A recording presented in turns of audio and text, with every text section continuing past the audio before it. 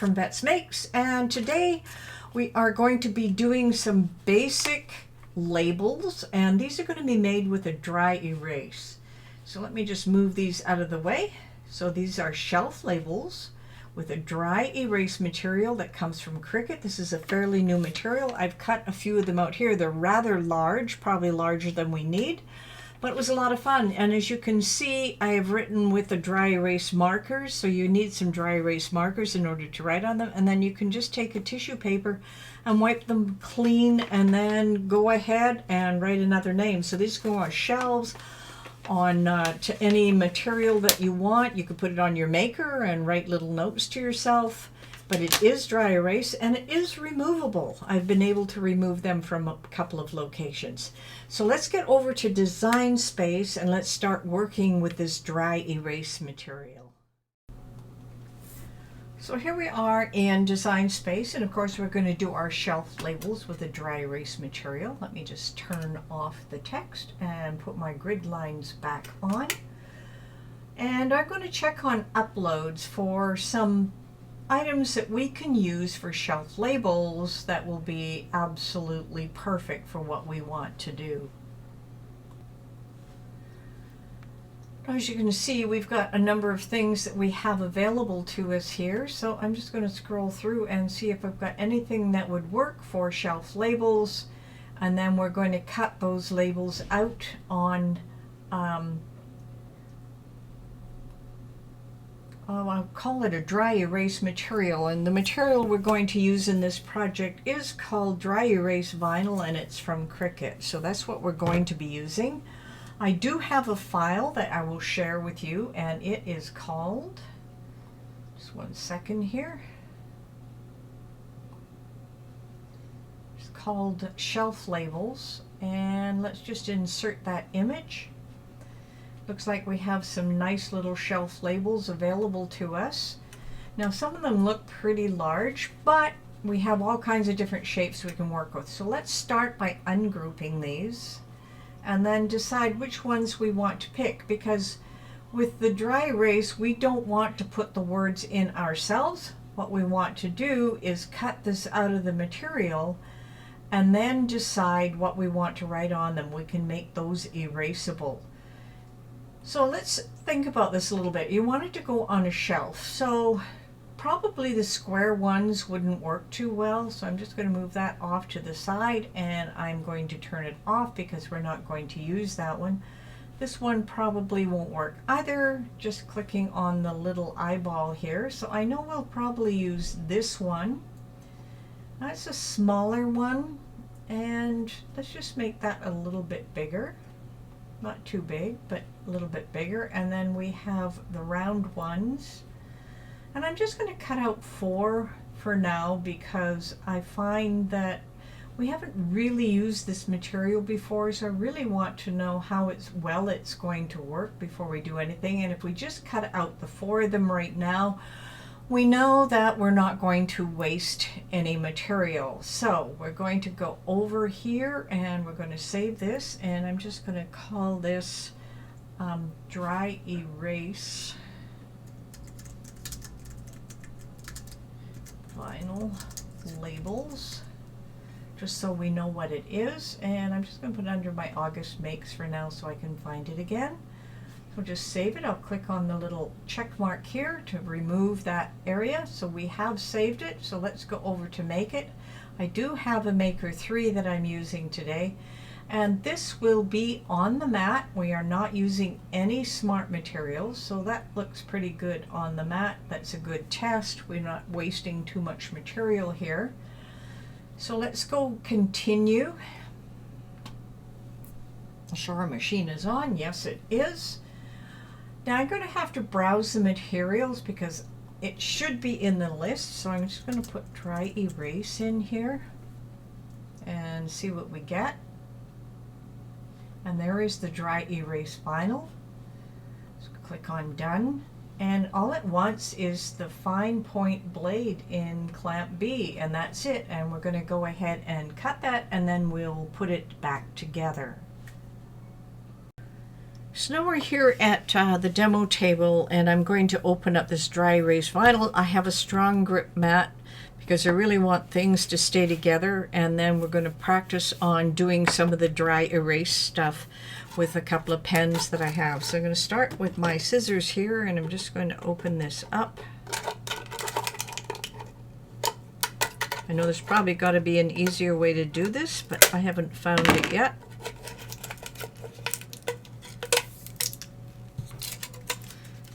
Pretty strong. There we go.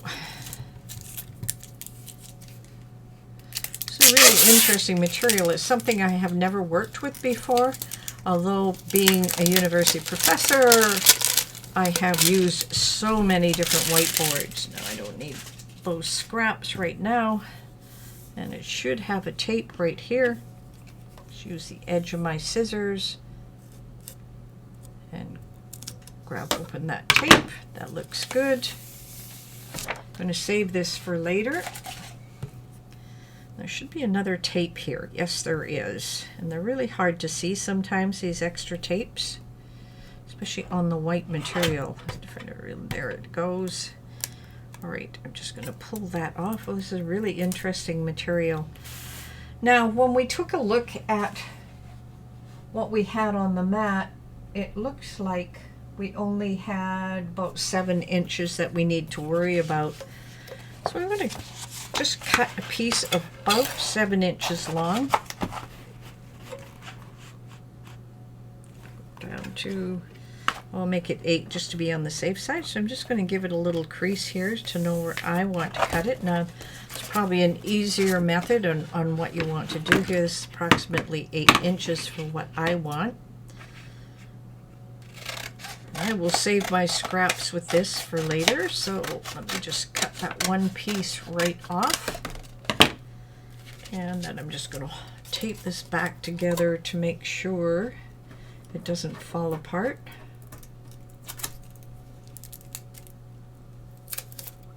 Tape that back together, and then of course I'll put the sleeve back on so I really know what it is when I put it away. And that tape's ruined, so I'm going to take a little bit of my, it's a painter's tape that I was using for something else. And there we go. I can now put this away. Okay, I am using a strong grip mat. Let's pull that off.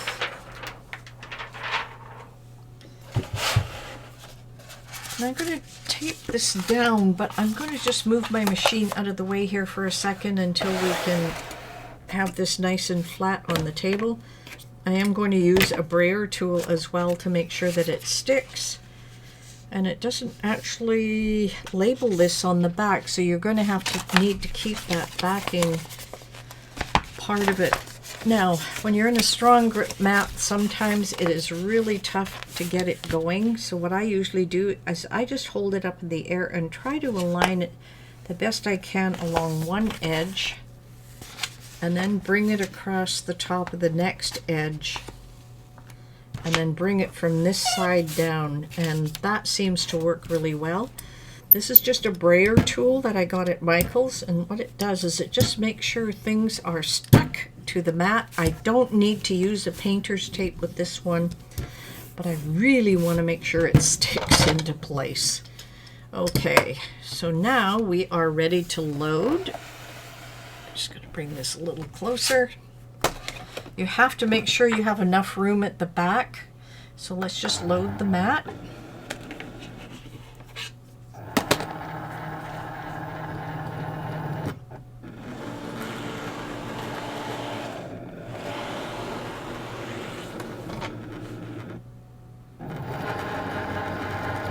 This seems pretty straightforward because it's dry erase. I only need the fine tip blade. It's going to make it a lot easier.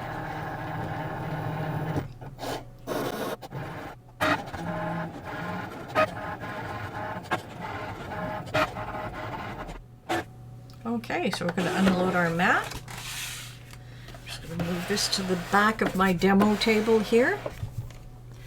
Push that into place, and we will click finish.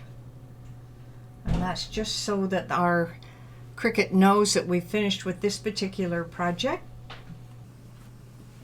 So everything is now off. Now I'm just going to just leave this on the board because I want to see how we're going to peel this one back. Looks like I have a little tough time getting this off of here, the label. And does it cut right through? No, I'm going to have to get a tool in order to take that off the board. They're a little harder to see. Across the top here, should be able to pull the edges off here. Weeding sometimes is not that easy with any of the materials. There we go. I got the first piece up. I'm just going to take the negative pieces off. There we are. We have those. I have another big piece here that I could use for something else, but today I am not going to use that. I just put it off to the side. Now I'm ready to use these, so once I've got it weeded, I am going to take it off the mat. Just do it curls up a little bit, but then I am going to put my mat cover back on and put my mat away. Really important to protect your mat so that you're able to use them over and over and over again. So now we have our dry erase labels that can go on top of almost anything that you want to label. For example, I'm just going to use this as an example. I'm just going to pull this one off. It's pretty large. I'm actually going to put it on my Cricut. I'll just smooth that down, and once again I can use my Brayer tool to smooth that into place. I'll pull this closer so you can see exactly what I'm doing right here. There we are. I just put the shelf label here. Now this is dry erase, so this is really cool. So I have a set of dry erase pens, and they're by Staedtler. They're whiteboard markers. So I am going to use the red one, and I'm just going to write on it, and then I should be able to erase it.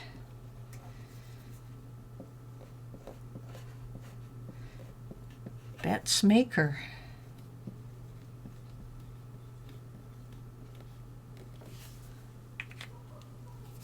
Just put my pens away and they'll dry up. Put those off to the side, and there we have a beautiful shelf label. Now we've got several other labels you can write on them, and I know it's a little harder to see with this white background, but we could label almost anything. Now the best part about these shelf labels is I should be able to pull them off with a little bit of ease. So just get my fingernails in there. Should be able to pull that off.